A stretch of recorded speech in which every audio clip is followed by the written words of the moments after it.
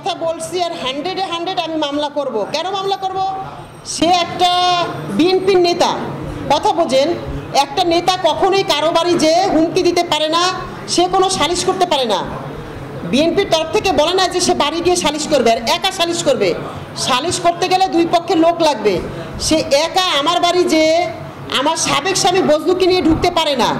সে ঢুকে আমার বাড়ি যে আমি আইনের আশ্রয় চাইলে আমাকে হুমকি দেবে, আমার বিরুদ্ধে যে এগুলো যে ছড়াচ্ছে, এগুলো কি সে কি ভালো কাজ করতেছে? এবং সে নিজে তার বাড়িতে সংবাদ সম্মেলন করে রাত 9:30টায় তার ঘড়িতে ওঠা আছে, সে বলছে আমি চরিত্রহীন নারী, আমি এই করি, আমি সেই করি। তাহলে সে কীভাবে বুঝলো আমি চরিত্রহীন? একটা ছবির পরে ভিত্তি করে মনে করেন আমি বলতেছি, মনে করেন ছবিতে একটা লোক আমাকে ভাত খাইয়ে দিচ্ছে, এর মানে এই না তার সাথে আমার পরকীয়া আছে এবং তার সাথে আমার খারাপ কোনো সম্বন্ধ আছে। যেহেতু ওই স্কুলের আমি ম্যানেজিং কমিটিতে ছিলাম প্রথমত, দ্বিতীয়ত ওই স্কুলে যাকে নিয়ে বলা হয়েছে তার স্ত্রীও শিক্ষিকা, তো অবশ্যই আমি চাইবো না যে একটা বিবাহিত পুরুষ তার বউ বাচ্চা আছে তাদেরকে তার সাথে আমি পরকীয়া করি।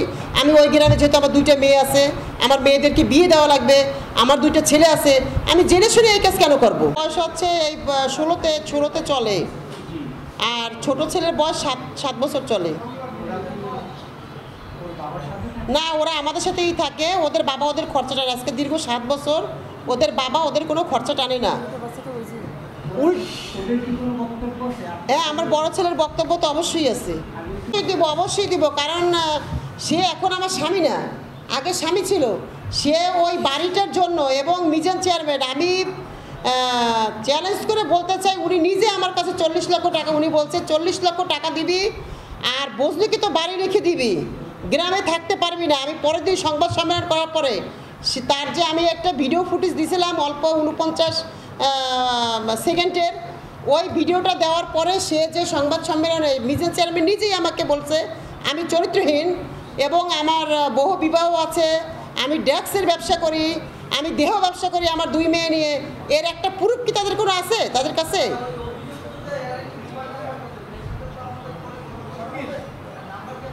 আমি ওই স্কুলের ম্যানেজিং কমিটির সদস্য ছিলাম। যখন সদস্য ছিলাম ওই স্কুলে অনেক অনুষ্ঠান হয়েছে, আর যাকে নিয়ে বলা হয়েছে তার ওয়াইফ ওই স্কুলের টিচার ছিল। হয়তো কোনো অনুষ্ঠানে এমন কিছু হয়েছে যে হয়তো আমি এইটা আমার নলেজে নাই, তবে ওই শাড়িটা আমার না, আমার ঘরে ওরকম কোনো শাড়ি নাই। যে শাড়িটা তারা ব্যবহার করছে ওরকম কোনো শাড়ি আমার নাই, এটা আমি বড় করে বলতে পারি, ওরকম কোনো শাড়ি আমার নাই। সে পুরুষ আমাকে কখনো খাবার খাইয়ে দেয় নাই, আমাকে কখনো খাবার খাইয়ে দেয় নাই। আমি এইটা যে সামাজিক যোগাযোগ মাধ্যমে যে ছবি ছড়াইছে, ছবিটা যদি আপনারা মনে করেন যে এটা রিয়েলিটি, তাহলে আমি বলতে চাই এইটা ছবির মাধ্যমে এমন কিছু প্রকাশ পায় না যে সেই লোকের সাথে আমার পরকীয়া আছে, এক প্রথমত। দ্বিতীয়ত কথা, ছবিতে কোনো নেকেড পোশাক পরা নাই। একটা লোক, একটা পুরুষ যদি খাবার একজনকে খাইয়ে দিয়ে থাকে তাহলে কি করে বোঝা যাবে? সে তো ভাইও হতে পারে, সে তো ভাই হতে পারে। বোনকে কোনো অনুষ্ঠানে, জন্মদিনের অনুষ্ঠান হোক বা ম্যারেজ ডের অনুষ্ঠান হোক, তাতে খাবার খাইয়ে দিতে পারে, এটা নো ম্যাটার। এখানে কোনো যে তার সাথে আমার পরকীয়া আছে এইটা কি করে ভাবলো যে তার সাথে আমার পরকীয়া আছে? ছিলাম আমার সেই বক্তব্য বিভিন্ন গণমাধ্যমে প্রকাশিত হওয়ার পর থেকেই তারা আরও ভয়ঙ্করভাবে আমার ও আমার 2 মেয়ের জীবনে নেমে এসেছে নির্যাতনের ঝড়।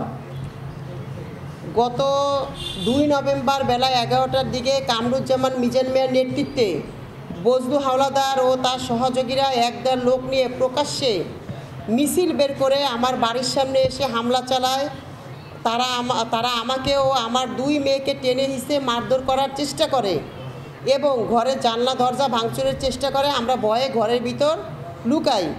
এ সময় তারা আমাদের বিরুদ্ধে নোংরা, কেলেঙ্কারিমূলক মিথ্যা অপবাদ ছড়ায়, পরকীয়া, একাধিক বিবাহ ও দেহ ব্যবসার মতো জঘন্য অভিযোগ করে আমাদের সামাজিক মাধ্যমে হ্যায় প্রতিপন্ন করে।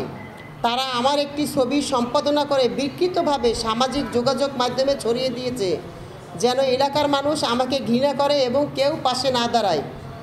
এছাড়া তারা আমার নামে অপপ্রচার চালিয়েছে আমি নাকি ড্রাগসের ব্যবসার সঙ্গে জড়িত এবং এমন প্রচারণা চালাচ্ছে যে এই মহিলাকে ধরিয়ে দিন। এতে আমি আমার সন্তানরা এখন চরম নিরাপত্তাহীন ভুগছি। গত একদিন ধরে আমিও আমার বাচ্চারা ঘরবন্দি অবস্থায় আছি। আমি বাজারে যেতে পারতেছি না, আমার বাচ্চারা স্কুলে যেতে পারতেছে না, আমার খাবার ও নিত্য প্রয়োজনীয় জিনিস কেনার উপায় বন্ধ হয়ে গেছে। আমি দৃঢ়ভাবে বলতে চাই, আমার বিরুদ্ধে এসব অপপ্রচার ও হামলা, সাংবাদিক সম্মেলনে সত্য কথা প্রকাশের প্রতিশোধকমূলক প্রতিক্রিয়া, এটি শুধু একজন নারীর উপর নির্যাতন নয়, এটি সত্য ও ন্যায় বিচারের কণ্ঠরোধক ঘৃণার চেষ্টা।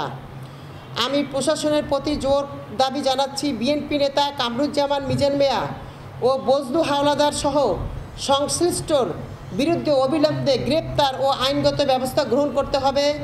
আমারও আমার পরিবারের নিরাপত্তা নিশ্চিত করতে হবে।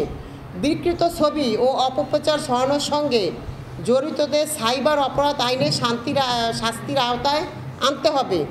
প্রিয় সাংবাদিকবৃন্দ, আমি আজও আবারও আপনাদের সামনে এসেছি ভয় নয়, সত্য প্রকাশের সাহসে। আমি চাই আপনারা বিষয়টি গভীরভাবে অনুসন্ধান করুন, সত্য তুলে ধরুন এবং এই অন্যায়ের বিরুদ্ধে জাতির বিবেক জাগিয়ে তুলুন।